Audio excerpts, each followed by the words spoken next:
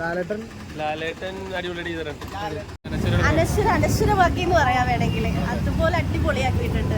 മോഹൻലാലിനെ പിന്നെ പറയണ്ടല്ലോ, ലാലേട്ടൻ പൊളിയാണ്. ഒരുപാട് ആഗ്രഹിക്കുന്നു. നമ്മുടെ ജീവിതത്തിലാണെങ്കിലും മൊത്തത്തിലാണെങ്കിലും എനിക്കൊരു മോളുണ്ട്.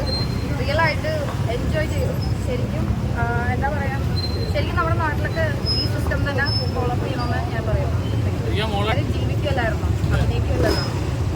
ഓപ്പോസിറ്റ് ആയിട്ട് തന്നെ സിദ്ദിഖ് എങ്ങനെ ഉണ്ടായിരുന്നു മൊത്തത്തിൽ ഇവരുടെ ഒരു ലോങ് ബാക്ക് ഒരുപാട് വെറൈറ്റീസ് ഉണ്ടായിരുന്നു. സത്യം പറഞ്ഞാൽ അത്രയും ഇപ്പോൾ ലാസ്റ്റ് ആ ക്ലൈമാക്സ് ഒക്കെ ഒന്നും പറയാനില്ല.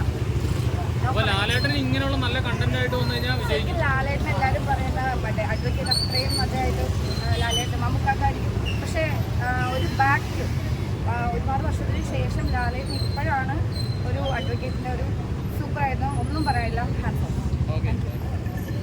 ജഗദീഷിൻ്റെ ഒക്കെ ഒരു നല്ലൊരു പെർഫോമൻസ് തന്നെ ഇതിൽ കാണാൻ പറ്റും. അപ്പോൾ തീർച്ചയായിട്ടും മസ്റ്റ് വാച്ച് ആണ്, കണ്ടിരിക്കേണ്ട ഒരു പടം.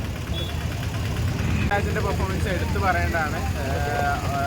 എന്താ പറയുക, അൻസറിൻ്റെ ഇതുവരെ കണ്ടതിൽ വെച്ച് കരിയർ ബെസ്റ്റ് പെർഫോമൻസ് എന്നൊക്കെ കുറേ റിവ്യൂസ് കുറേ ഇതിലൊക്കെ കണ്ടിരുന്നു. തീർച്ചയായിട്ടും കരിയർ ബെസ്റ്റ് പെർഫോമൻസ് തന്നെയാണ്.